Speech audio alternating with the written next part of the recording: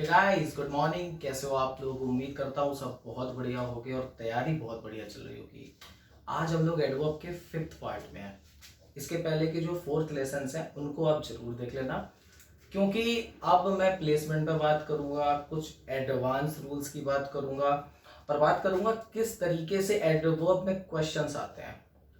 बोलचाल में भी गलतियां होती हैं और रिटर्न में तो होती होती हैं, तो इसलिए पिछले सेशंस को जरूर देख लेना, उसके बाद हम शुरू करेंगे। ठीक है, तो आज का सेशन क्या है? आज हम बात करेंगे डेफिनेट फ्रीक्वेंसी, इनडेफिनेट फ्रीक्वेंसी, इसके अलावा प्लेसमेंट की बात करेंगे। ग्रेजुअली आगे बढ़ेंगे और आगे बढ़ते हुए हम लोग बात करेंगे टाइम को किस तरीके से लिखा जाता है, प्लेस को कैसे लिखा जाता है और भी बहुत सारी बातें हैं। ठीक है, तो चलिए शुरू करते हैं। आपके लिए पहले से ही मैंने चीजें लेकर के रखी हैं सो दैट आपका टाइम वेस्ट ना हो। तो जैसे कि आप देख सकते हो, आपके पास कुछ वर्ड्स लिखे हैं। ठीक है, इन वर्ड्स में है always, often, rarely, never, ever, usually, sometimes, occasionally, etcetera. अगर आप इनके हिंदी मीनिंग भी निकालो तो इनका हिंदी मीनिंग निकलेगा हमेशा, अक्सर, कभी नहीं, कभी, कभी कभार, कभी कभार, या फिर मौके पर या मौके के तौर पे। ये इनके कुछ मतलब होते हैं। देखिए, अलग अलग मीनिंग भी हो सकते हैं। इनको कहते क्या है? आपने अगर एक ही ध्यान दी हो तो ये सब के सब आपकी फ्रीक्वेंसी है। ये तो आपको याद होगा, मैंने आपको एडवर्ब ऑफ फ्रीक्वेंसी पढ़ाई थी। लेकिन फ्रीक्वेंसी भी कैसी है याद रखिएगा, दो टाइप की फ्रीक्वेंसी होती है। एक होता है आपका डेफिनेट और एक होता है आपका इनडेफिनेट। ठीक है, आप देख सकते हैं मैंने आपके लिए लेकर के रखा है कौन कौन सी। एक डेफिनेट होती है और दूसरी आपकी इनडेफिनेट होती है। डेफिनेट फ्रीक्वेंसी कैसी है? डेफिनेट फ्रीक्वेंसी ऐसी जहां पे निश्चित है, जैसे मैंने बोला वंस, ट्वाइस, थ्राइस, तो ये आपका डेफिनेट फ्रीक्वेंसी है। और वैसे ही अगर मैं इनडेफिनेट फ्रीक्वेंसी की बात करूं तो इनडेफिनेट का मतलब क्या होता है? सीधी सी बात है, जो कभी कभार होता है, अनसर्टेन होता है, हम उसको इनडेफिनेट में रखते हैं। तो जैसे ऑलवेज, यूजुअली, रेयरली, आपके सामने मैंने वर्ड्स लिखे हुए हैं। ये बात यहां तक समझ आ गई। अब हम इनकी बात करेंगे प्लेसमेंट की, कि इनको यूज कैसे किया जाता है। आपके सामने मैंने 4 सेंटेंस रखे हैं। सबसे पहले तो देखते हैं इनमें लिखा क्या है। लिखा है Mukesh shall forget his help never. दूसरा सेंटेंस लिखा है Ram never was wrong in his decision. तीसरा लिखा है I use to often play cricket on Sunday. Mohan has twice confronted Sohan. 4 sentence है। मैं बस आपसे इतनी उम्मीद करूंगा आप इनको एक बार पढ़िए और इसमें मुझे ये बताने की कोशिश करिए, क्या ये सेंटेंस सही लिखे हैं या फिर ये सेंटेंस गलत लिखे हैं? बताइए। चलिए एक बार देख लेते हैं। सबसे पहले तो हमको इसमें एडवर्ब ऑफ फ्रीक्वेंसी को देख लेना है। पहला सेंटेंस देखते हैं। इसमें मुझे पता चला कि भैया ये एडवर्ब ऑफ फ्रीक्वेंसी। आप कहोगे हम कैसे माने सर, ये बात मैंने आपको बताई भी थी और ऊपर मैंने लिखा भी है। अच्छा, एक बार देखते हैं। आपको पता है कि मुकेश नाउन है, ओके, ये आपकी हेल्पिंग वर्ब है, ये भी हमें पता है। ये आपका मेन वर्ब है, ओके। हेल्प क्या हो जाएगा सर? यहां पे तो हेल्प नाउन है, क्यों? क्योंकि ये आपका पॉजेसिव एडजेक्टिव है। ये सारी बातें तो हो गई। तो भैया वही बची कि अगर कुछ पूछना है तो फिर ये हमारा एडवर्ब बचता है, ओके। अब इसको यूज कैसे करना है याद रखिएगा। जब भी आपकी इनडेफिनेट फ्रीक्वेंसी हो, कौन सी? Indefinite frequency. आपके सामने ये लिस्ट रखी हुई है। जब भी आपके सामने इनडेफिनेट फ्रीक्वेंसी आए, आप इसको ऑक्सिलरी वर्ब के बाद या मेन वर्ब के पहले, या मैं बोलूं हेल्पिंग वर्ब के बाद और मेन वर्ब के पहले लिखें। मतलब आप बोलेंगे मुकेश शैल नेवर फॉरगेट हिज हेल्प, ना कि आप इसको लास्ट में लिखेंगे। एडवर्ब में ऐसे ही क्वेश्चंस आते हैं, एग्जामिनर आपको ऐसे ही ट्रैप करता है। मान लीजिए आपको कोई और सेंटेंस बनाना है, आप मान लीजिए मुकेश शैल फॉरगेट, फॉरगेट की जगह आप लिख दो हेल्प, तो मुकेश शैल हेल्प हिम, ठीक है, या मुकेश हेल्प हिम। अब आपको इनमें से कोई भी लगाना है तो आप ऑलवेज लगाओगे तो किसके पहले लगाओगे? आपको पता है कि मेन वर्ब के पहले लगाना है। Is that understood? अच्छा, मान लीजिए ऑक्सिलरी वर्ब नहीं है तो भी क्या करेंगे, तो भी भाई आप मेन वर्ब के पहले लगाएंगे। याद है मैंने आपको बताया था आई ऑलवेज गो देयर, कुछ याद आया? पिछले लेसन्स देख के बैठोगे तो यहां सब कुछ समझ में आएगा, पिछला नहीं देखोगे तो फिर दिक्कत ही दिक्कत होगी। यहां तक बात समझ में आ गई? ठीक है, अब हम अगला पार्ट देखते हैं।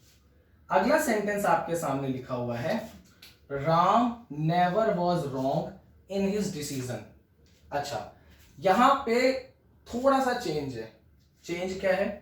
राम मुझे पता है कि नाउन है, सब्जेक्ट है, ये मुझे पता है कि एडवर्ब है, ठीक है, ये मेरी हेल्पिंग वर्ब है। रॉन्ग क्या है? रॉन्ग देखो, राम क्या नहीं है या क्या नहीं था, तो मैंने आपको बताया था पहले लेसन में, जब भी आपको व्हाट, हु, होम मिले तो समझ जाना, मतलब इनका आंसर मिले तो वो नाउन होते हैं, तो मतलब रॉन्ग यहाँ पे नाउन का काम कर रहा है। अच्छा जी, आगे देखते हैं। इन हिज डिसीजन, कोई दिक्कत नहीं, ये प्रेपोजिशन, ये क्या हो जाएगा, ये आपका हो जाएगा पॉजिटिव एडजेक्टिव, और ये भी आपका नाउन हो जाएगा। राम क्या नहीं है, राम गलत नहीं है। तो ऐसे सेंटेंस में क्या करेंगे, नोटिस करने वाली बात ये है कि यहां पे मेरे पास मेन वर्ब नहीं है, तो जब मेन वर्ब नहीं है तो याद रखिएगा कभी भी एडवर्ब ऑफ फ्रीक्वेंसी आ जाए उसको हम लोग रखते हैं ऑक्सिलरी वर्ब के बाद, या जैसे हम अपनी भाषा में हेल्पिंग वर्ब कहते हैं, हेल्पिंग वर्ब के बाद रखते हैं। तो हम बोलेंगे Ram was never wrong in his decision. ठीक है, दोनों में फर्क क्या है? दोनों में फर्क क्या है मैं लिख भी देता हूं सो दैट आपको याद रहे। ऊपर वाले सेंटेंस में हमारे पास मेन वर्ब थी, नीचे वाले सेंटेंस में हमारे पास मेन वर्ब नहीं थी। जब हमारे पास मेन वर्ब थी तो हमने क्या किया, मेन वर्ब के पहले यूज किया किसको, एडवर्ब ऑफ फ्रीक्वेंसी को, और उसमें भी कौन सी, इंडेफिनिट फ्रीक्वेंसी। जब हमारे पास मेन वर्ब नहीं है तो हमने क्या करना है, हमने ऑक्सिलरी वर्ब के बाद आपको एडवर्ब ऑफ फ्रीक्वेंसी को रखना है। इस बात को याद रखिएगा। आप बहुत सारे सेंटेंसेस लिखिए, देखिए, गूगल करिए, बुक्स पढ़िए, आपको ये चेंज साफ साफ दिखेंगे। अगर आप स्टैंडर्ड बुक्स पढ़ेंगे डेफिनेटली आपको ये चीजें मिल भी जाएंगी, लेकिन अगर आप ऐसे ही एरी गैरी चीजें देखेंगे तो नहीं देखेंगी। जैसे इंटरनेट पे बहुत सारे पीडीएफ चलते हैं, टॉप 10 रूल्स 50, देखो ये सब काम नहीं करता। एग्जामिनर को पता है मार्केट में चीजें क्या चलती हैं, ये छोटी छोटी चीजों से ही एग्जामिनर आपके क्वेश्चंस गलत कराता है। इन्हीं को तो कॉन्सेप्ट्स कहते हैं, नहीं ये चीजें तो मैं पहले दिन भी पढ़ा देता। अच्छा, अब अगला सेंटेंस है, अगला सेंटेंस है I use to often play cricket on Sunday. यहां क्या चीज है, आपको पता है कि यूज्ड टू, अगर मान लो मैं यूज्ड टू की जगह हैव टू कर दूं, कोई दिक्कत नहीं है, मैं दोनों समझाने के लिए लिख रहा हूं। तो आपको एक चीज याद रखनी है, एक होता है आपका मॉडल ऑक्सिलरीज, और ये मॉडल ऑक्सिलरीज मैंने आपको बहुत डिटेल में पढ़ाए हैं, आप मेरे पिछले सेशंस जाके जरूर देखिएगा। लिखा है I use to often play cricket on Sunday. अगर ऐसे सेंटेंस आपके सामने आ जाए तो बताइए क्या कर सकता हूं मैं, क्या मैं ये बोलूं I use to play cricket on Sunday often, और I use to play often cricket on Sunday? थोड़ा अटपटा लगा ना।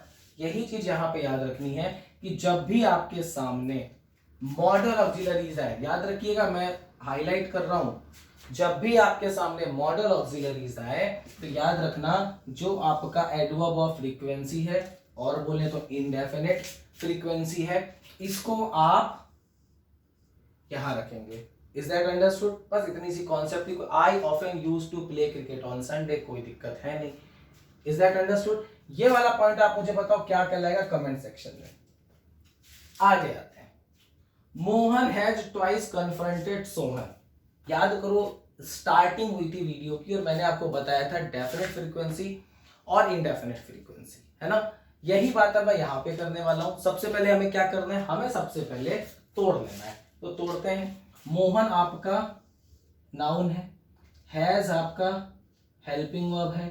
अच्छा जी, ट्वाइस की बात करी तो मुझे पता है कि भैया ये एडवर्ब ऑफ फ्रीक्वेंसी है, कोई दिक्कत नहीं है।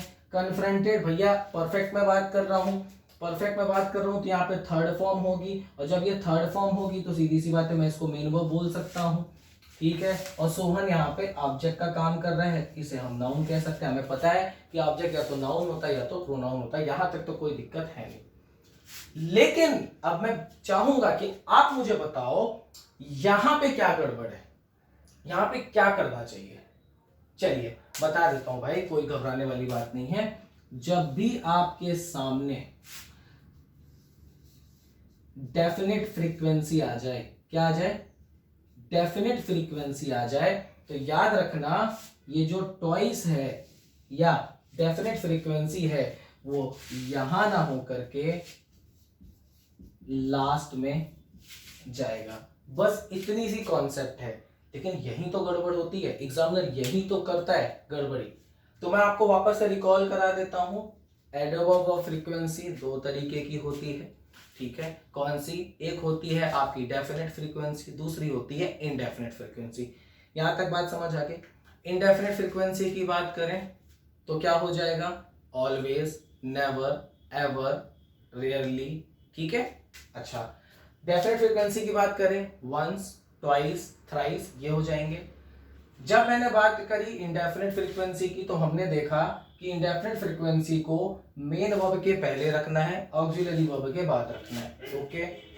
आगे हमने देखा कि अगर हमारे पास मेन वर्ब ना हो तो क्या करना है, तो हमको ऑक्सिलरी वर्ब या हेल्पिंग वर्ब के बाद इंडेफिनेट फ्रीक्वेंसी को रखना होता है। अच्छा जी, देखो मैं उसमें नहीं जा रहा बहुत डिटेल में समझाने, क्योंकि ये सब समझा चुका हूं।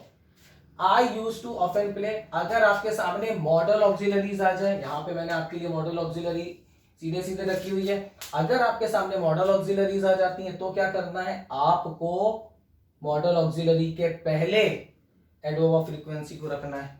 और ये जो लास्ट वाला पार्ट है इसको हमने रखा किसमें, डेफिनेट फ्रीक्वेंसी में। और डेफिनेट फ्रीक्वेंसी की बात आते ही हमने बात समझी कि जब भी आपके सामने डेफिनेट फ्रीक्वेंसी आएगी आप इसको सेंटेंस के लास्ट में रखेंगे। यही एडवर्ब रुलाता है, यही एडवर्ब परेशान करता है, नहीं तो एडवर्ब से इंटरेस्टिंग कुछ है नहीं। लेकिन यह भी आसान हो जाता है अगर हमने बेसिक्स पे ध्यान दिया है। बेसिक्स मैंने आपको बहुत डिटेल में पढ़ाए थे, पिछले वीडियोस को ध्यान से देखना। यहां तक बात समझ में आ गई हो तो इनको लिखिए, मैं आपको 1 मिनट देता हूं, इसके बाद हम कुछ और चीजें देखेंगे, बहुत मजा आएगी, प्लीज।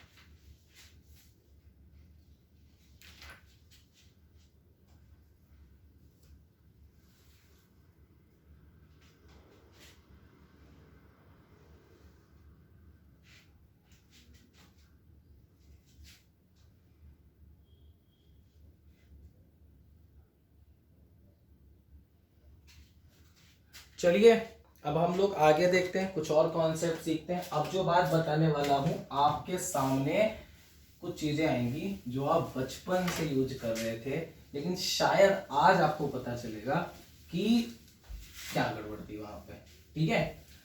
बहुत आसान से सेंटेंस लिखूंगा और विश्वास मानो आप इन्हों हमेशा से यूज कर रहे थे, बट आपको लॉजिक नहीं पता था। फिलहाल अगर ये बातें एक बार दिमाग में बैठ गई तो कभी भूलेंगी नहीं, लेकिन वही बात, पिछली कॉन्सेप्ट आपकी पूरी क्लियर होनी चाहिए। आपके सामने एक सेंटेंस लिख रहा हूं, I was born in 1993 on 15 August at 12:15 AM. Okay, एक सेंटेंस आपके सामने ये है। मैं एक सेंटेंस और लिखता हूं, I live in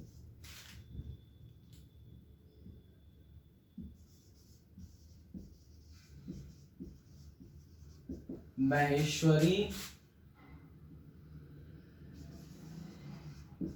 देवी, चलो और इसको आसान कर देते हैं आपको अपने घर। आई लिव इन बांदा इन उत्तर प्रदेश, ठीक है, यूपी लिख दिया, उत्तर प्रदेश। आप इन दोनों सेंटेंसेस को पढ़ो, मुझे बताओ ये सेंटेंस में कोई गड़बड़ है क्या। ध्यान से देखो, दो सेंटेंस आपके लिए लिखा है मैंने। I was born in 1993 on 15 August at 12:15 AM. I live in Banda in Uttar Pradesh. दो सेंटेंस है, प्लीज जल्दी से देखिए और बताइए क्या ये सेंटेंसेस में कोई गड़बड़ी है। देखिए आपको एक चीज समझाता हूं, ये हमेशा याद रखना, जब भी बात यूनिट की आ जाए, किसकी, यूनिट की, यूनिट दिखाने पे आ जाए। अब ये यूनिट में क्या हो सकता है सर, टाइम हो सकता है, और क्या हो सकता है, प्लेस हो सकता है। जब भी आ जाए तो याद रखना पहले स्मॉल फिर लार्ज, मतलब पहले छोटी और फिर बड़ी यूनिट को रखा जाता है। तो हम इस सेंटेंस में देखते हैं क्या गड़बड़ी है। हमने यहाँ क्या किया, सबसे पहले हमने ईयर लिख दिया, चलो ठीक है, ध्यान देना इस रूल को। ईयर लिख दिया तो मैं इसको मान लेता हूं 1, फिर मैंने इसको 15 को इसको दिया मैंने 2, और फिर मैंने टाइम दिया इसको दिया 3। अब आप इसमें से देखिए सबसे पहले क्या हुआ बताइए। वैसे अगर आप इसका लॉजिक पूछने जाएंगे तो इसका कोई लॉजिक तो मुझे नहीं मिला कभी, जितनी भी किताबें मैंने आज तक पढ़ी हैं, लेकिन जो मैंने अपने स्तर पे समझा वो ये समझा कि पहले हमेशा कोई भी चीज शुरुआत होती है तो छोटी होती है, फिर धीरे धीरे बड़ी होती है ना, कोई चीज बड़े होकर के तो छोटी नहीं होती। तो इसका जो तरीका है रखने का वो है कि छोटी छोटी चीजों से चीजों को आगे बढ़ाओ, ठीक है। चलिए इस सेंटेंस में क्या गड़बड़ी है इसको आप पकड़ लिए होंगे। तो इस सेंटेंस में क्या है, आप इसको ऐसे लिखोगे, I was born at 12:15 AM। अब देखिए सबसे छोटी यूनिट क्या है इसमें, 12, उसके बाद क्या है 15 अगस्त। अब आप लिखो ऑन 15 अगस्त। अब सबसे बड़ी यूनिट क्या है, इन 1993। तो अब उसको रख के देखते हैं हमने क्या किया। ये आपका 3,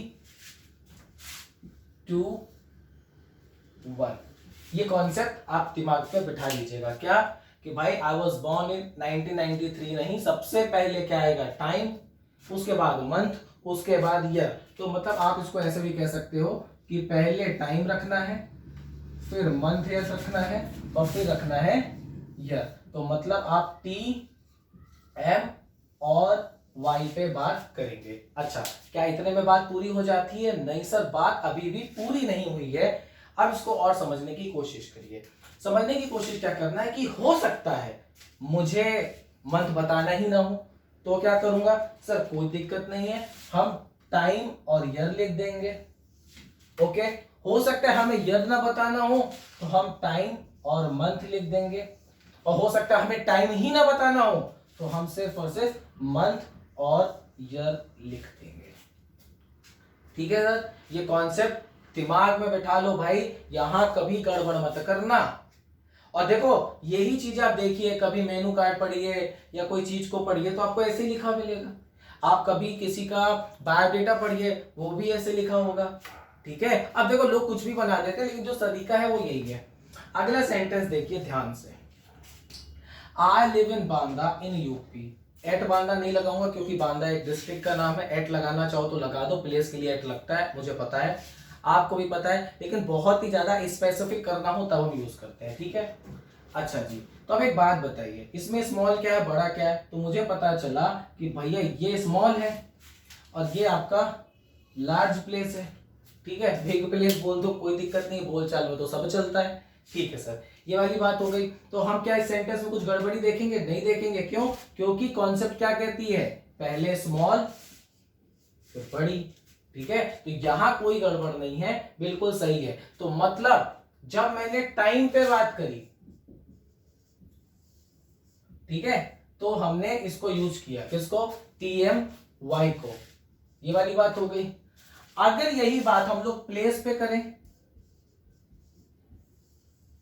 तो भैया कोई दिक्कत नहीं है, आप स्मॉल एंड लार्ज पे ले जाओ। तो यहाँ पे क्या इस तरीके का कोई रूल बन सकता है? देखो यार बन तो सकता है, लेकिन फिर वही बात होगी कि पहले घर का, फिर गली का, गली के बाद मोहल्ले का, मोहल्ले के बाद शहर का, शहर के बाद राज्य का, राज्य के बाद देश का, और देश के बाद संसार का। नहीं, कॉन्टिनेंट भी बचा, एंड कॉन्टिनेंट के बाद पूरी दुनिया का। तो आप वैसे भी बना सकते हो, कोई दिक्कत है नहीं, इतनी सी बात है। ठीक है सर, ये कॉन्सेप्ट बहुत इंपॉर्टेंट होती हैं, इन्हीं को प्लेसमेंट एरर कहते हैं। एग्जामिनर ऐसे एरर्स बहुत कराता है, बच्चे को पता नहीं चलती। क्यों? क्योंकि उसने बचपन से ने यूज तो किया होता है, लेकिन तरीका सही से नहीं पता होता उसको, और जब तरीका नहीं पता होता तो गलती तो करेगा ही करेगा। यहां तक बात समझ में आ गई? ठीक है सर, इस कॉन्सेप्ट को लिखिए। कॉन्सेप्ट क्या है जो कि मैंने आपको यहां पे लिख दी थी, कुछ नहीं, पहले यूनिट, जब यूनिट पे बात करी तो पहले स्मॉल, स्मॉल के बाद लार्ज, बस इतनी सी बात है, और कोई दिक्कत नहीं है। प्लीज टेक योर टाइम, लिखिए, फिर आगे की बातें करते हैं।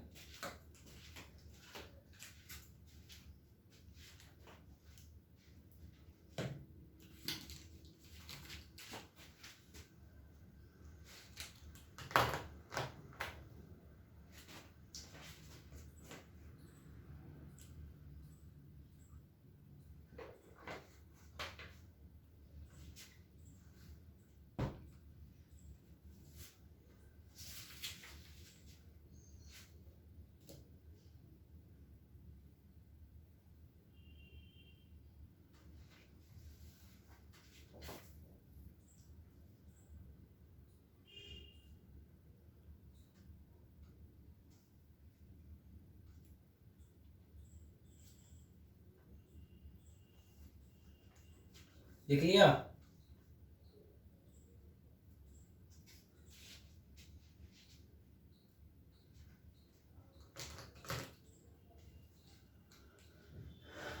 जल्दी लिखिए, फिर हम लोग आगे की बातें करें।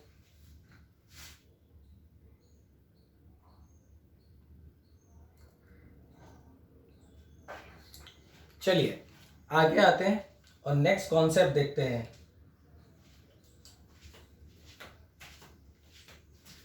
देखो यार, मेरी एक आदत है कि मैं एग्जांपल्स के थ्रू समझाता हूँ। मैं उम्मीद करता हूँ कि आप नोट्स बनाते जा रहे हो, क्योंकि नोट्स नहीं बनाओगे तो कोई फायदा है नहीं। ठीक है, इसलिए नोट्स बनाते जाओ, और कॉन्सेप्ट को समझना है तो रूल से ज्यादा आप ध्यान दो सेंटेंसेस पे, मैंने किस तरीके से यूज किया है। ठीक है, और वैसे भी देखिए मैं आपको सफिशिएंट टाइम तो देता ही हूँ।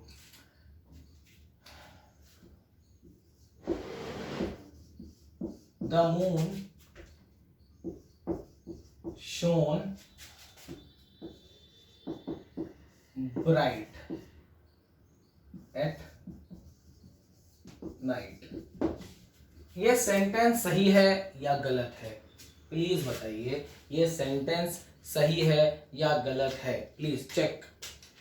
The moon shone bright on at night. तो बताइए, क्या ये सेंटेंस सही है या गलत है? देखो भैया, सेंटेंस में गड़बड़ी है। क्यों? आपको क्यों गलत नहीं लग रहा होगा, बताता हूं। क्योंकि हमारी आदत है ना कि how bright it is, this is bright, you have bright future, है ना? ये बात हम करते हैं। अब इस बात को थोड़ा सा समझने की कोशिश करते हैं। देखिए सर, ये आपको पता है कि नाउन है, ओके, ये क्या है? आर्टिकल है। अच्छा, अब जब मैंने शोन की बात करी तो आपको पता चला कि ये मेन वर्ब है। ओके भैया, अगर ये ब्राइट है, ठीक है, तो ये जो ब्राइट है ये क्या है? तो आपको पता चलेगा कि ब्राइट एक एडजेक्टिव है ना? होता है ना? अगर मैं मान लो लिख दूं ब्राइट फ्यूचर,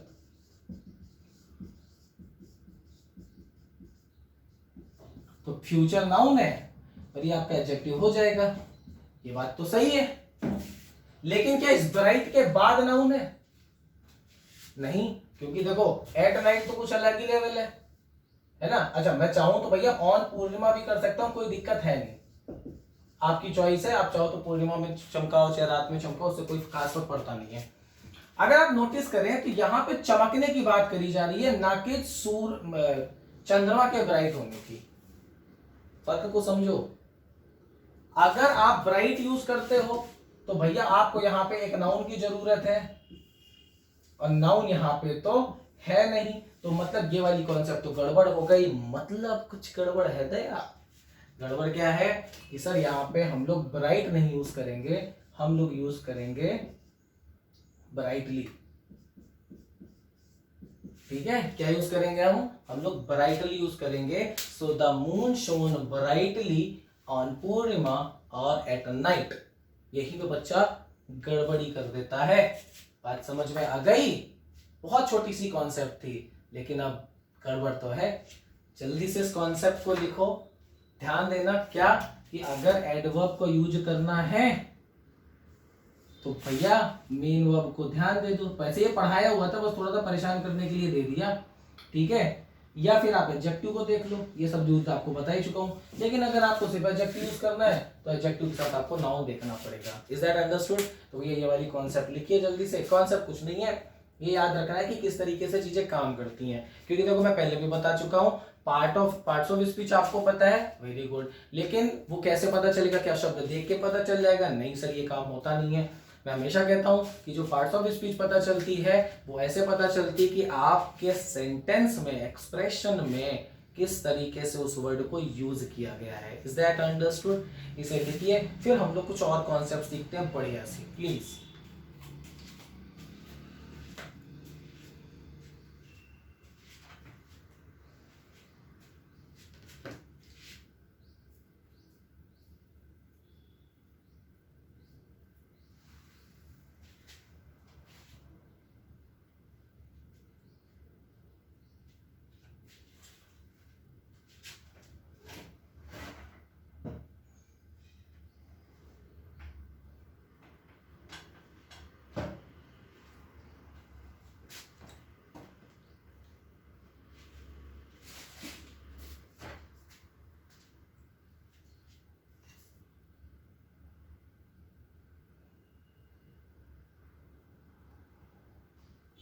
हो गया? चलिए अगली कॉन्सेप्ट सीखते हैं।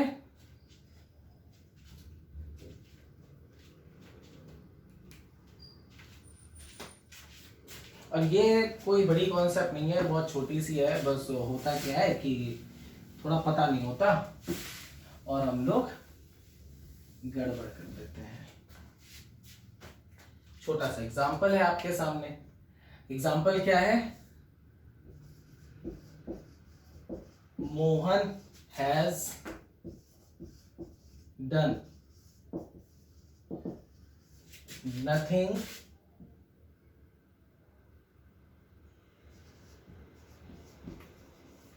रॉन्ग। ठीक है, एक सेंटेंस लिखा है Mohan has done nothing wrong. Okay, एक सेंटेंस और लिखता हूं, मोहन हैज नॉट डन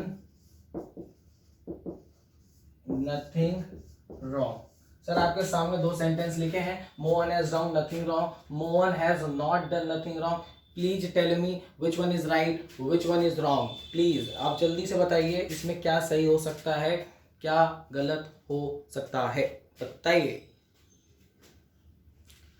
देखो यार, बहुत सिंपल सी बात है, बहुत ही ज्यादा सिंपल सी बात है।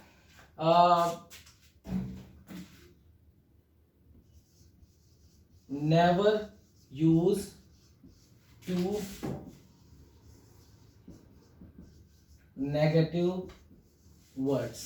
ठीक है, इतनी सी बात है। They cancel each other. याद रखना, क्या कैंसिल कर देते हैं। चलिए इसको देखते हैं। तो भैया पहले वाले सेंटेंस में तो कोई गड़बड़ नहीं नजर आएगी, क्यों? क्योंकि मोहन है, मोहन नाउन है, परफेक्ट में जा रहा है। कौन सा परफेक्ट है? प्रेजेंट परफेक्ट है। जब प्रेजेंट परफेक्ट है तो मैंने यहाँ पे इसको हेल्पिंग वर्ब बोल दिया। मुझे पता है कि इसके साथ वर्ब थर्ड फॉर्म आती है, हमने वर्ब थर्ड फॉर्म लगा दिया। सीधी सी बात है भैया, उसने कुछ नहीं किया, आपने इसको लगाना था, आपने लगा दिया। नथिंग रॉन्ग, कोई दिक्कत नहीं है। प्रॉब्लम नेक्स्ट सेंटेंस में है। आप नोटिस करिए मैंने यहाँ पे नॉट यूज किया है, इधर मैंने नथिंग यूज किया है, तो गड़बड़ हो गई ना। एक तरफ नॉट ऑलरेडी लगा रहे हो, फिर नथिंग भी लगा रहे हो, तो यहाँ पे क्या करोगे, यहाँ पे हम लोग ऐसा करेंगे कि हम लोग इस सेंटेंस को मैं आपको ऊपर लिख देता हूं, ठीक है। तो इस सेंटेंस हम लोग क्या करेंगे, हम इसको ऐसे लिखेंगे, Mohan has not done anything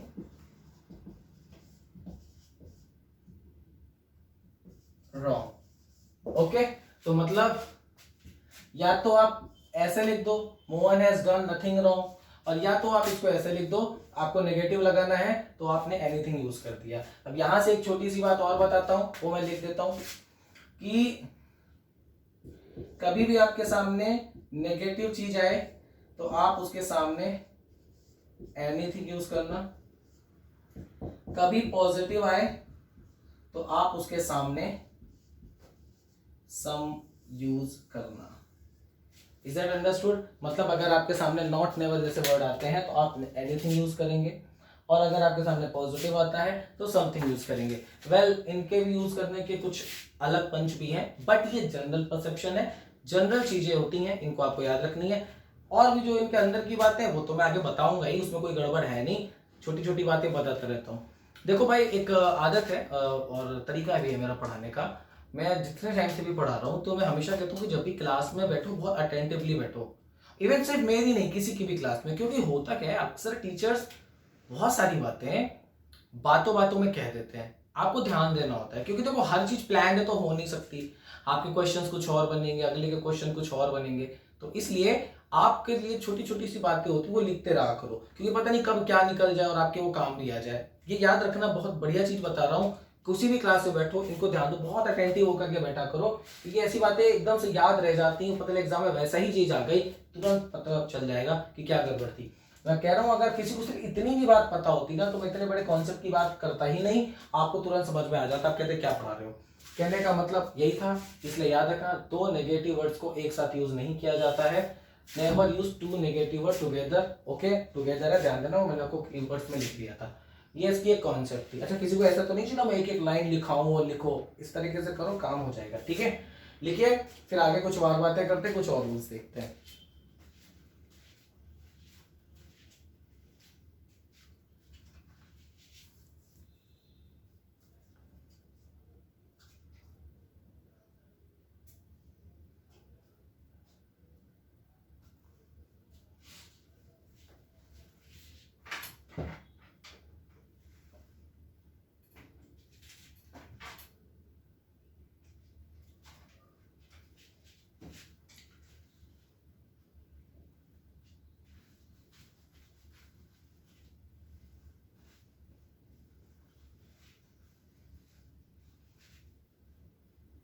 चलिए अब आगे की कॉन्सेप्ट सीखते हैं, कुछ और बातें मजेदार।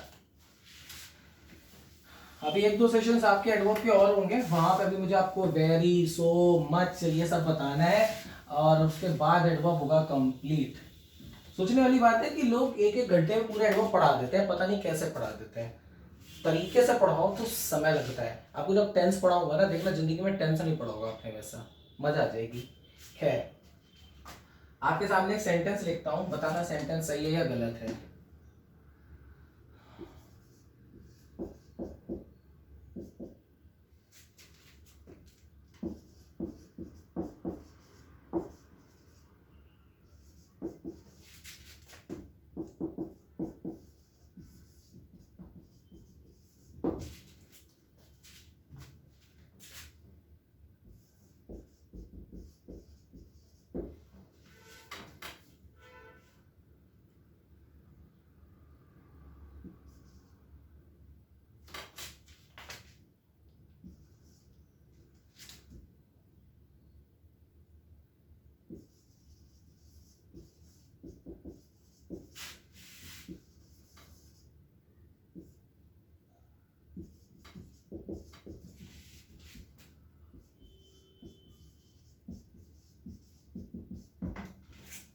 आपके सामने दो सेंटेंस लिखे हैं। पहला है आपका Mohit works hardly in the field, Shivani has hard given attention. बताओ इसमें क्या गड़बड़ है, क्या नहीं है, बताइए। देखो हम ही बता देते हैं भाई आपको। चलिए देखते हैं। तो मैंने बोला मोहित वर्क्स हार्डली, याद रखना एक वर्ड होता है आपका हार्डली, एक वर्ड होता है आपका हार्ड। जब हार्डली की बात करते हैं हिंदी मीनिंग इसका होता है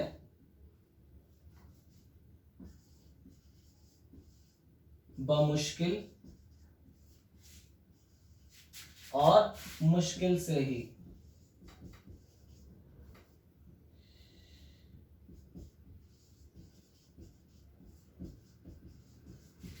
जब हार्ड की बात करते हैं तो इसका मतलब एक तो होता है कठोर, ठीक है, हार्ड का मतलब मुश्किल भी होता है,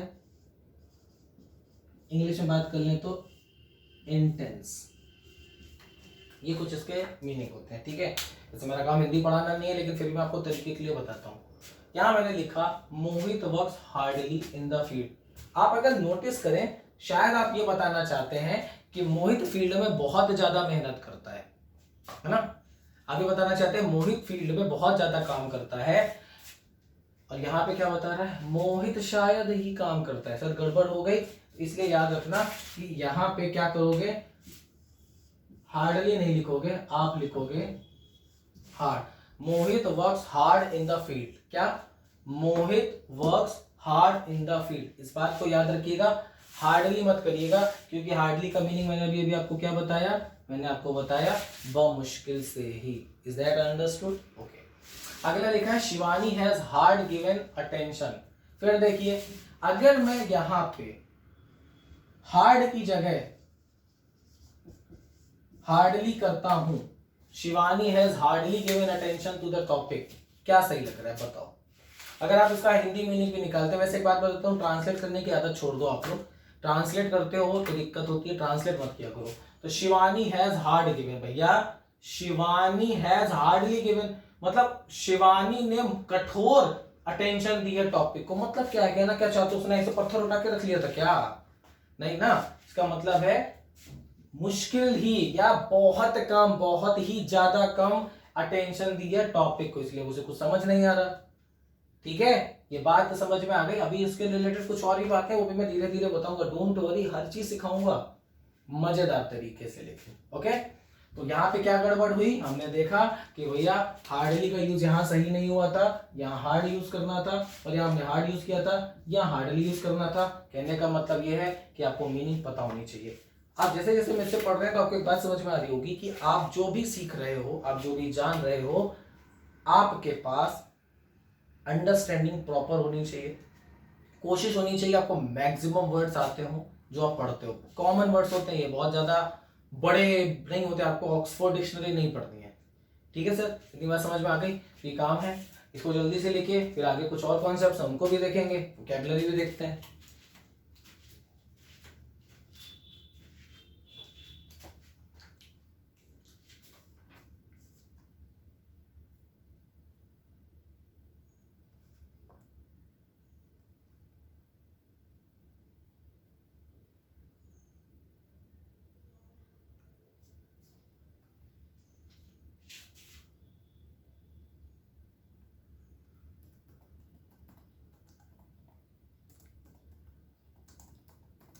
जल्दी से रिवाइज भी कर लो, समझे, पूरा पूरा लिखो जल्दी से।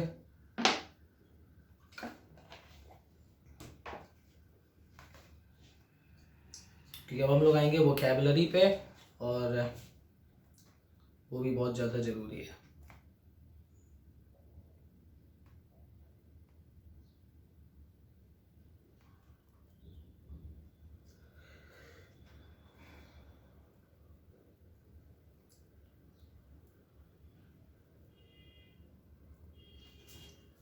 चलिए अब हम लोग वोकैबुलरी शुरू करते हैं। आज पिछले एक दो सेशंस में वोकैबुलरी को यूज़ भी कम किया था। चलिए वोकैबुलरी के यूजेस देखते हैं, कैसे वोकैबुलरी काम करेगी।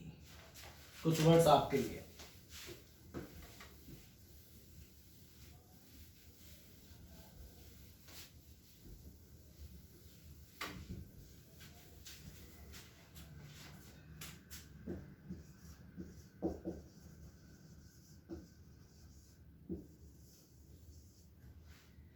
पहला वर्ड है आपका इरोड। ये वर्ड आपने, अगर इस समय आप न्यूज़पेपर पढ़ रहे हो, तो इजराइल ने हमला किया गाजा पट्टी पे, हमास के ऊपर, ठीक है। वहां पे एक टनल है, टनल को इरोड किया है। आपने अगर इंडियन एक्सप्रेस या द हिंदू कोई भी पढ़ते हो या आप न्यूज़ भी फॉलो करते हो तो आपको मिला होगा, और वहां पे एग्जांपल भी यही लिखा था, Israeli army eroded the tunnel tactfully. ठीक है, समझ आ गई बात। तो इरोड का मतलब क्या होता है सर? इरोड का मतलब होता है आपका नष्ट करना। आप ये भी कह सकते हो इरोड का मतलब होता है तबाह करना। इसके सिनोनिम्स की बात करें तो सिनोनिम में हो जाएगा आपका, पहला हो जाएगा आपका डिस्ट्रॉय। ओके, डिस्ट्रॉय के बाद एक हो जाएगा आपका अपग्रेड। याद रखिएगा, डिस्ट्रॉय एंड अपग्रेड। और याद रखना भाई, फिनिश और डिस्ट्रॉय में फर्क होता है। जैसे सिनोनिम से आप फिनिश भी यूज कर सकते हो, लेकिन फिनिश को जब भी यूज किया जाता है किसी टास्क को कंप्लीट करने में, हम लोग फिनिश वर्ड यूज करते हैं। लेकिन किसी चीज को तबाह कर देना, तोड़ फोड़ देना, बर्बादी मचा देना, उसके लिए हम लोग डिस्ट्रॉय यूज कर सकते हैं। एब्रेड भी यूज किया जाता है। जैसे एब्रेड को इस तरीके से यूज करते हैं, जैसे एक आतंकवादी है और उसके ऊपर हमला कर दिया जा करके, तो बोल सकते हैं that Israeli army abraded the Hamas militants. ठीक है, और मिलिट्री तो आप आराम से वहां पे भी यूज कर सकते हो। तो इस तरीके से हम इन्हें यूज करेंगे। उम्मीद करता हूँ आपको इरोड समझ में आ गया होगा। प्लीज जल्दी से लिखिए, फिर हम लोग नेक्स्ट वर्ड देखते हैं। स्क्रीनशॉट लेते जाओ इनका। चलिए, अब अगला वर्ड है, ये बहुत आपने सुना भी होगा, और बचपन में एक सीरियल भी आता था, अगर आपको याद हो, स्टार प्लस में आई गेस आता था, करिश्मा। ठीक है, कुछ लोग इसे करिश्मा बोलते हैं, कुछ लोग इसे चरिश्मा बोलते हैं, कुछ लोग इसे कैरिश्मा बोलते हैं। अपने अपने लोगों के हैं। मैं एक चीज मानता हूँ भाई, एक्सेंट के चक्कर में नहीं पड़ना चाहिए, चीजें समझ में आनी चाहिए। हमें कॉल सेंटर में जॉब नहीं करनी, ठीक है। तो आराम से, जैसे बोला जाता है, आराम से बोलो, कोई सरदर्द नहीं लेना। तो क्या है ये कैरिश्मा? तो कैरिश्मा का मतलब होता है आपका आकर्षण। और जो मैं सीरियल की बात कर रहा था, तो आपको याद हो तो करिश्मा का करिश्मा आता था, कुछ याद है? करिश्मा कर दिया यार तुमने, मतलब जादू कर दिया, उसको ना करिश्मा। ठीक है, तो करिश्मा का सिनोनिम क्या हो गया? सिनोनिम्स में हो जाएगा आपका सबसे पहले तो ऑरा, ऑरा के बाद हो जाता है आपका चार्म, और एक होता है आपका प्रेजेंस। तीनों को थोड़ा सा समझ लेते हैं। जो बात करी जाती है ऑरा की, ऑरा को आप ऐसे समझो, जैसे मान लो कोई एक पर्सन आया और उसके आते ही एकदम माहौल एकदम खुशनुमा हो गया, लोग एकदम मुस्कुराहट आ गई चेहरे पे, या कुछ लोग कहते हैं ना कि यार तुम आते हो तो एकदम पॉजिटिविटी सी आ जाती है, तो हम लोग उसके लिए यूज करते हैं ऑरा। ऑरा मतलब होता है एक तरीके से वातावरण। Is that understood? बहुत ही पॉजिटिवली यूज किया जाता है। लोगों के नाम भी रखे जाते हैं ऑरा। ठीक है, बात समझ में आ गई? तो बहुत ही ज्यादा जहां सुकून हो, पॉजिटिविटी हो, उसको ऑरा बोलते हैं।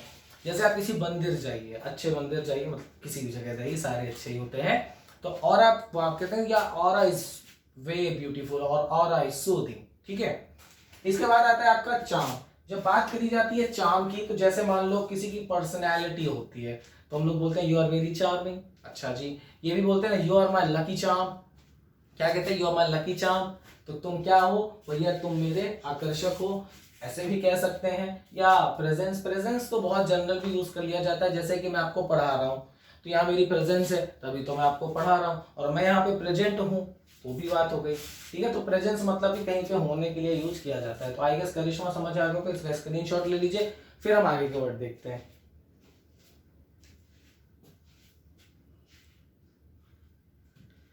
चलिए जल्दी से नेक्स्ट वर्ड।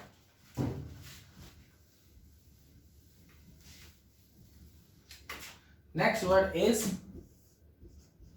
ओवरवेलमिंगली।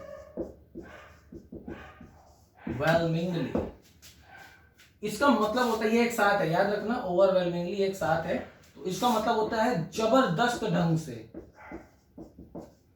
जबरदस्त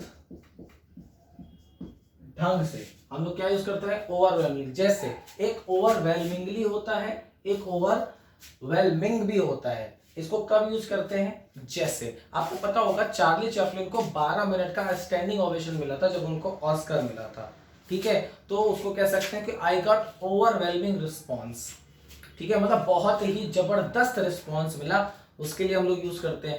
अगर मैं ओवरवेलमिंगली बात कर रहा हूं तो मतलब मैं उस तरीके की बात कर रहा हूं, जैसे यू वर्कड ओवरवेलमिंगली, तुमने काम बहुत ही जबरदस्त तरीके से किया। तो आपको पता चल गया होगा कि यहाँ पे ओवरवेलमिंगली एक एडवर्ब है भाई, एलवाई भी लगो और एडवर्ब तो हम लोग पढ़ ही रहे, तो ये हो गया आपका ओवरवेलमिंगली। इसको सिनोनिम्स की बात करी जाए तो एक होता है आपका एक्सट्रीमली, क्या हो गया? एक्सट्रीमली। इसके बाद एक होता है विगरसली, एक होता है रिलीजियसली,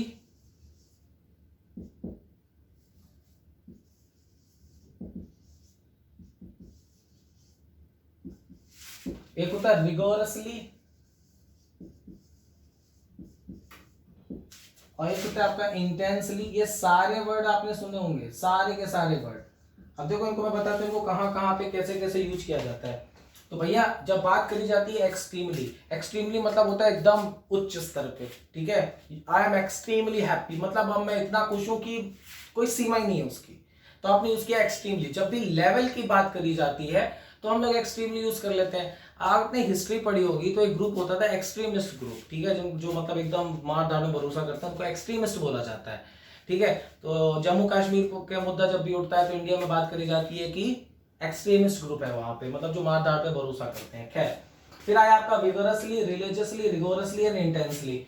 यार देखो जब इन तीनों को यूज किया जाता है तो इनको यूज करते हैं हम लोग जब किसी काम को बहुत ही ज्यादा शानदार तरीके से डेडिकेटेड वे में किया जाए, मतलब जो उसका करने का सही तरीका है बिल्कुल वैसे किया जाए, बहुत ही ज्यादा मेहनत से किया जाए, बहुत ज्यादा लगन से शिद्दत से किया जाए, तो तीनों को वैसे ही यूज किया जा सकता है। जैसे read this book vigorously, read this book religiously and read this book रिगोरसली।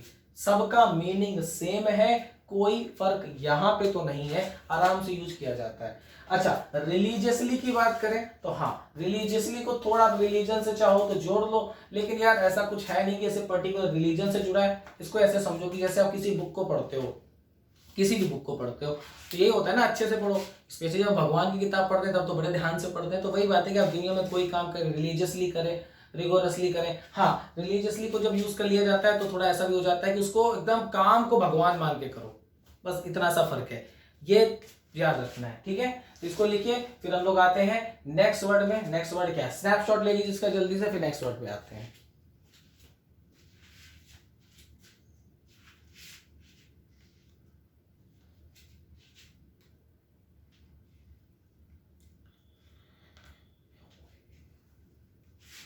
चलिए नेक्स्ट वर्ड,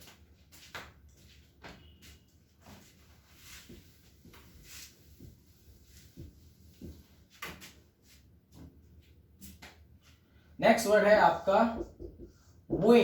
क्या है? वे। तो वे का मतलब होता है प्रतिस्पर्धा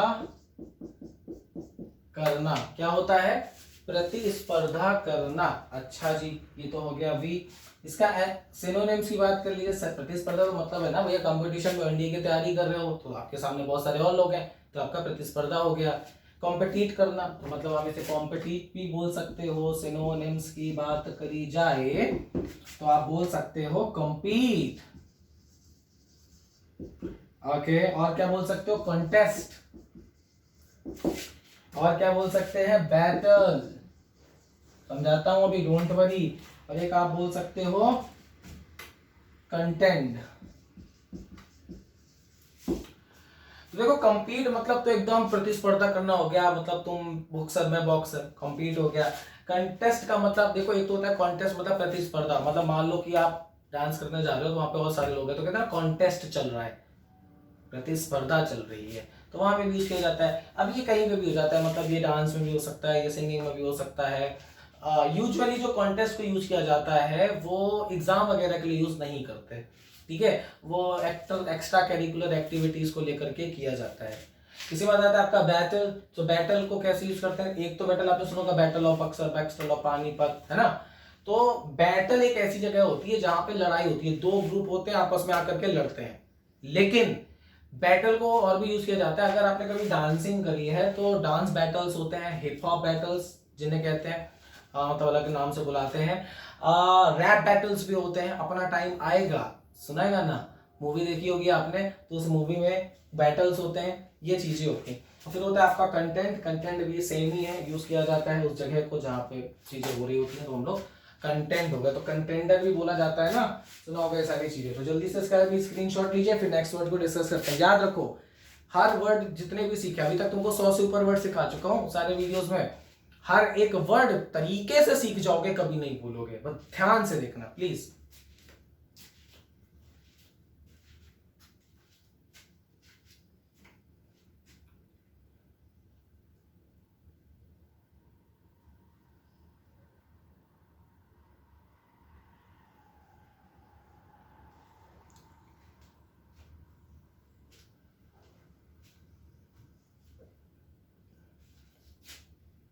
चलिए नेक्स्ट वर्ड देखते हैं आपका, कि जैसे ये वी था, अगला है आपका लीवे।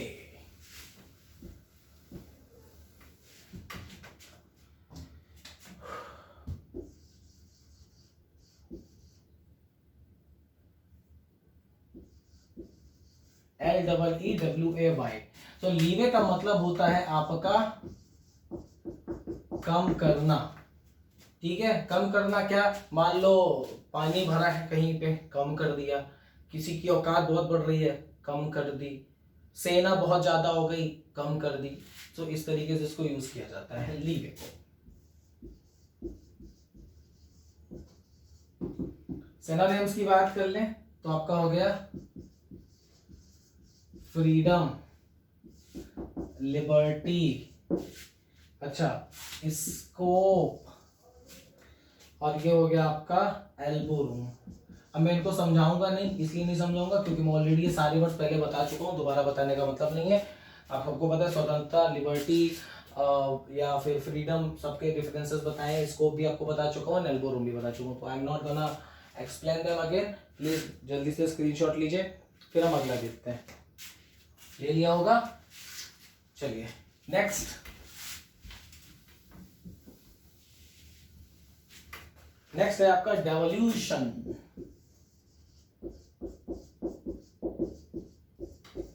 तो डेवोल्यूशन क्या है सर, डेवोल्यूशन का मतलब होता है छूट।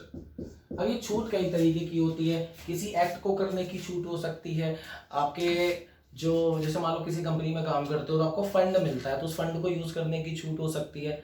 सो ये होता है आपका डेवोल्यूशन। Is that understood? ठीक है, जैसे एक एग्जांपल देता हूँ, अच्छे समझ में आ जाएगा। After devolution local government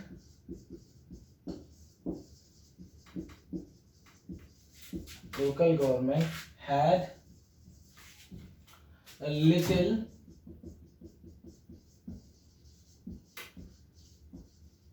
autonomy। तो भैया छूट के बाद जो लोकल गवर्नमेंट उसके पास थोड़ा सा प्रभुत्व है। ऑटोनॉमी मीन्स होता है आपका प्रभुत्व, याद रखिएगा क्या होता है, प्रभुत्व, ऑटोनॉमी।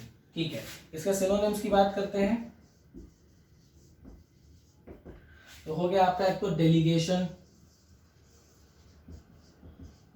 डेलीगेशन याद है, अगर आपने न्यूज़पेपर पढ़ते हो तो जैसे पीयूष गोयल जी को कोई मीटिंग अटेंड करने जाना है, G7 G20 G15 किसी में भी जाना है, तो उनके साथ एक डेलीगेशन चलता है पूरा, तो उसके लिए यूज किया जाता है, या उसे डेलीगेट्स भी बोलते हैं। इसी तरीके से हो जाता है आपका डिस्ट्रीब्यूशन। अब यहाँ पे हो जाता है आपका, जैसे आप और कह दोगे तो ट्रांसफर, TRANSFER। तो डेवोल्यूशन हो गया, इसका मतलब होता है छूट। जल्दी से इसका स्क्रीनशॉट लीजिए, नेक्स्ट वर्ड पे आते हैं।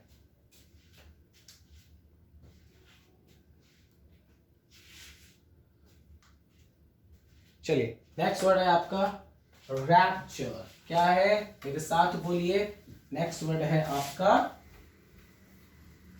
रैप्चर। स्पेलिंग क्या है इसकी, स्पेलिंग है RAPTURE। रैप्चर मतलब होता है आपका छूट जाना। क्या होता है? रैप्चर मतलब होता है छूट जाना, या फिर आप इसे कह सकते हो टूट जाना। देखो छूटा छाटी अपने लोकल लैंग्वेज में नहीं कहते बांधा में यार उनकी छूटा छाटी हो गई है। छूटा छाटी का मतलब अब दोनों अलग हो गए हैं, ठीक है। मान लो ब्रेकअप हो गया है तो इसका सिनोनिम्स आपका होता है ये। डाइवोर्स हो जाए तो इसको यूज किया जाता है, तो आप इसको बोल सकते हो ब्रेक, आप दूसरा बोल सकते हो ब्रेकअप, आप बोल सकते हो ब्रीच, आप और बोल सकते हो डिसरप्ट, ठीक है। So this is how you use rapture. Rapture मतलब होता है छूट जाना। सिनोनिम्स आपको पता है ब्रेक मतलब तोड़ना, ब्रेकअप मतलब अलग हो जाना, ब्रीच मतलब आपको पता है जैसे मान लो सिक्योरिटी होती है ना, सिक्योरिटी में तुम अंदर चले गए तो उसे बोलते हैं ब्रीच। जैसे आपकी वेबसाइट है अंदर चले गए, कोडिंग वगैरह करिए आपने, एल्गोरिदम को यूज के अंदर चले गए तो यू ब्रीच द सिक्योरिटी।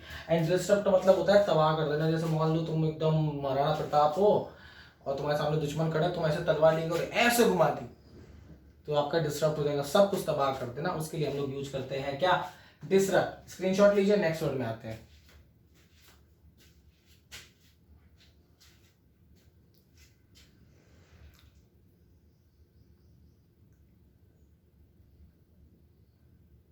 चलिए अगला है, अगला वर्ड है आपका बॉल्स्टर।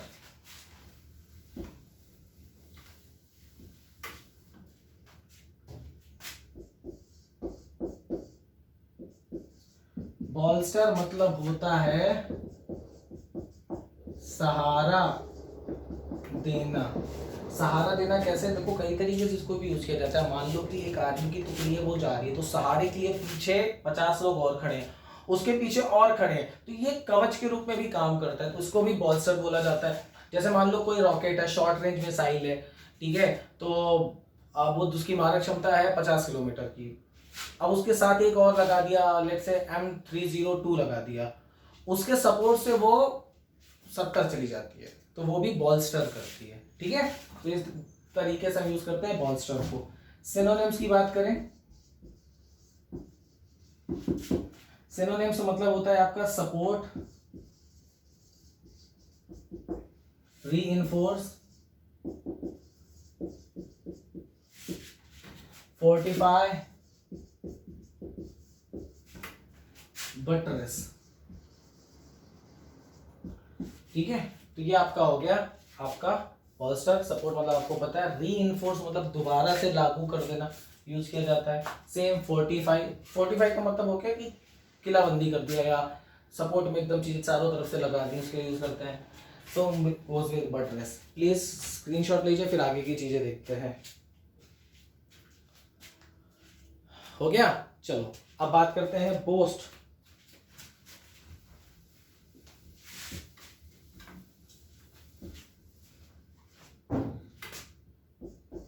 BOAST, boast. बोस्ट मतलब होता है खुद पे घमंड करना, या आप इसे कहते हैं गौरव करना। सिनोनिम्स की बात करते हैं, अभी मैं इसको एक्सप्लेन करता हूं। जैसे ब्रैग,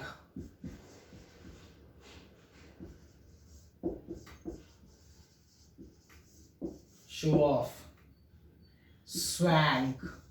स्वैंकी वर्ड आपने बहुत सुना होगा, अगर आप हॉलीवुड मूवीज देखते हो तो बहुत सुना होगा स्वैंकी। तो बोस्ट को कब यूज किया जाता है? जैसे मान लो आप बहुत खूबसूरत हो, आपके पास बहुत पैसा है, महंगी महंगी गाड़ियां हैं, बड़े बंगले में रहते हो, तुम्हारे घर में 5 किलोमीटर का स्विमिंग पूल है, मजाक कर रहा हूँ, नदी है, तो आप क्या करते हो? खुद को बोस्ट करते हो, I have this much amount of money. तो ये होता है बोस्ट करना, गौरव करना खुद पे, या दिखावा करना, उसके लिए यूज किया जाता है। तो गौरव करने का मतलब, वेल बोस्ट को यूजुअली निगेटिवली लिया जाता है।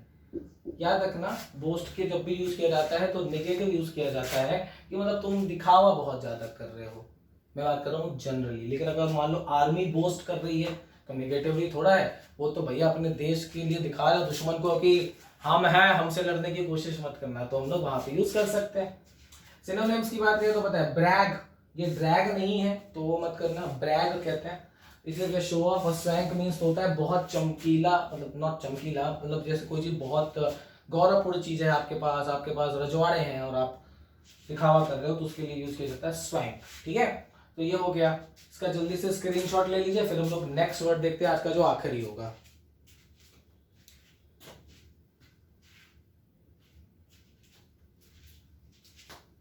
और आज का आखिरी वर्ड है बेमौत।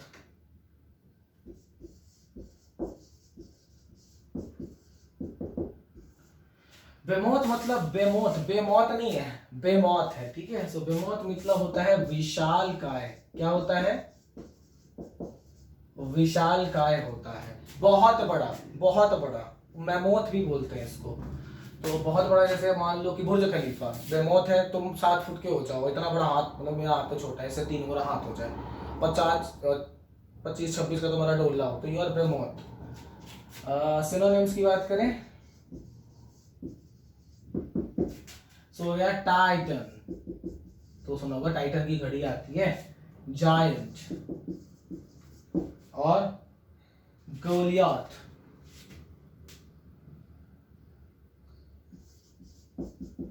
गोलियत ये आपके वर्ड्स हो गए। तो टाइटन मतलब बहुत बड़ा, सुंदर भी हो। ठीक है, कोई एक चीज है जो बहुत कीमती भी हो, सुंदर भी हो, बड़ी भी हो, उसके लिए यूज किया जाता है। आपको कोई घड़ी बड़ी नहीं होती, मतलब कॉन्टेक्चुअली लिया जाता है। जायंट तो पता ही है, बहुत बड़ा। अच्छा, जो आप जाते प्रदर्शनी वगैरह जाते होगे तो बहुत बड़े झूले मिलते हैं, उन्हें जायंट व्हील कहते हैं। इस तरीके से है गोलियत, तो गोलियत का मतलब क्या होता है सर? बहुत बड़ा।